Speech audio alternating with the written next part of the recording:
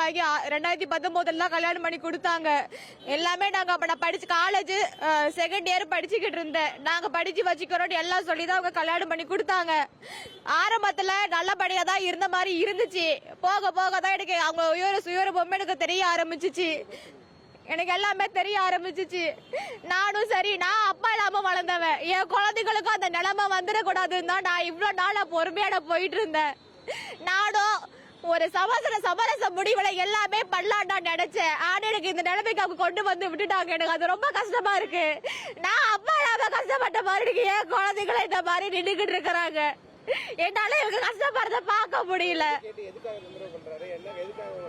வரதட்சணை கேட்டு குடும்பம் பண்றாங்க.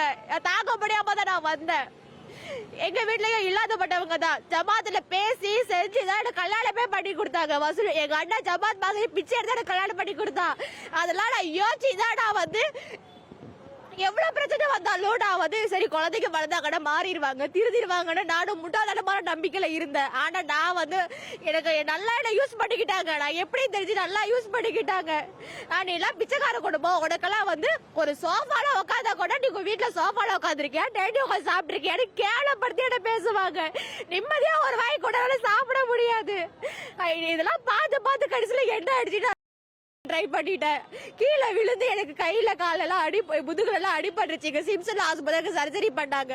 அப்போ என் காலில் விழுந்து நீ எதுவுமே நீ போலீஸ் கிட்ட சொல்லிடாதப்பா, குடும்பமான போயிருமா, குழந்தை இருக்குமா, பாத்துமா, நான் ஜெயில போய் உட்காந்துட்டா உனக்கு தாமா கஷ்டம், வீட்டில் இருக்கிறவங்களோட பாத்துக்க முடியாது, அவங்களுக்கும் வரம்பு இருக்குன்னு சொல்லி நல்லா எனக்கு பிரைன் வாஷ் பண்ணி போலீஸ் வந்து கேட்கறாங்க. நான் வந்து நாய் வந்துச்சு குறுக்கால விழுந்துட்டேன் அப்படின்னு சொல்லிடுறேன். அதே மாதிரி நான் சொன்னேன். என் புருஷனாச்சு நான் ஒரு வாய்ப்பு கொடுக்கலாமே நான் சொன்னேன்.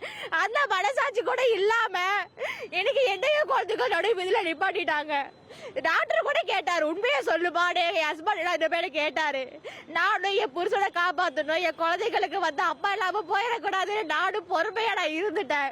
இன்னொரு பக்கம் குடும்பத்தோட வறுமை முக்கியமான காரணம். நாமே அங்க உட்காந்துட்டேன். யாரோட கல்யாணம் ஆகல. என்ன என் வாழ்க்கை காரணமா வச்சு அவங்க வாழ்க்கை வீணா போயிருமோன்னு ரொம்ப நான் பயந்தேன். எனக்கு ஒரு வழி தெரியலங்கய்யா, நீங்களே சொல்லுங்க. எனக்கு ஒண்ணு வாழ்றதுக்கான வழி இருக்கணும், வழி இருக்கணும். எனக்கு வாழ்றதுக்கான வழி கிடைச்சா நான் வாழுவேன். இல்லனா இந்த மாதிரி குழந்தைங்க ஆகிறேன். வேற ஒண்ணுமே என்னால பண்ண முடியாது. வேற என்ன பண்ணணும் நீங்களே சொல்லுங்க. சோறு தண்ணிக்கு நாங்க கஷ்டப்பட்டுட்டு இருக்கிறோம். பெத்த அப்பனா இருந்து குழந்தைகளை வந்து ஒரு பார்வை வந்து பாக்குறது கிடையாது. எப்படி பெத்த பிள்ளைகளை பார்க்காம ஒரு நாள் இருக்க முடியுது? பெத்து போட மட்டும் முடியுது. ஆனா இந்த குழந்தைங்க யாராச்சும் பார்த்தாடா அப்பா அப்பான்னு சொல்றாங்க. எனக்கு எவ்வளவு கஷ்டமா இருக்கு. ஒரு தாயா என் மனசு எவ்வளவு கஷ்டப்படுறது உங்களுக்கு தெரியாதா? எவ்வளவோ பேசினாங்க. பேசியும் அவ எதுக்குமே சரிப்பட்டு வர மாட்டேங்கிறான். நான்லாம் வர மாட்டேன். கோர்ட்ல கேஸ் போட்டு விட்டான். நான் சேர்ந்து வாழ விருப்பம் இல்லைன்னு சொன்னாமா. அது ஒரு வருஷமா கேஸ் போய் செஞ்சு இப்ப பிப்ரவரியில நான் ஹியரிங் முடிஞ்சு நான் வெளியில நிக்கிறேன். இதுக்கப்புறம் வாழலாமா செய்யலாமா நீ எதுவுமே யோசிக்காதம்மா, நாங்க வேற முடிவை எடுத்து வேணும்னு சொல்லிட்டு இந்த மாதிரி சொன்னாங்க. நானும் கடைசியா உனக்கு ஒரு வாய்ப்பு தரேன், என் குழந்தைகளுக்காக உனக்கு ஒரு வாய்ப்பு தரேன்.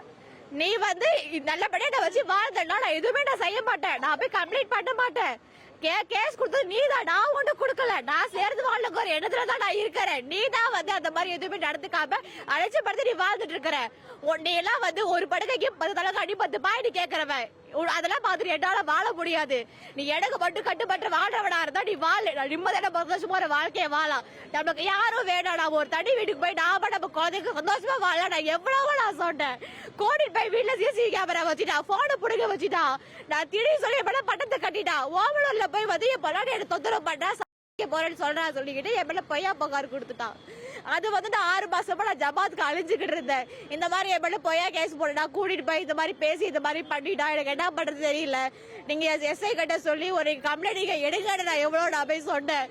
சொன்னதுக்கு அப்புறம் அவங்க ஜமாத்துல முடிஞ்சளவுக்கு எங்க ஹெல்ப் பண்றாங்க. எங்க வரமே பார்த்துட்டு மளிகை சாமான் கொடுக்கறது, என்னோட நகை எல்லாமே மீட்டு கொடுக்கணும். நான் பஸ்ட் அவன் நஷ்டம் எல்லாமே அவன் கொடுத்துதான் ஆகணும்.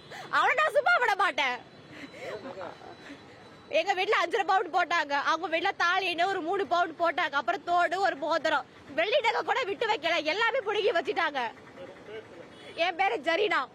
ட்ரெண்ட ஃப்ரெண்ட் ஆக்கிக்கோங்க. தந்தி டிவியின் சப்ஸ்கிரைபர்ஸ் அண்ட் ஃபாலோவர்ஸ் குடும்பத்துல நீங்களும் இணையுங்க.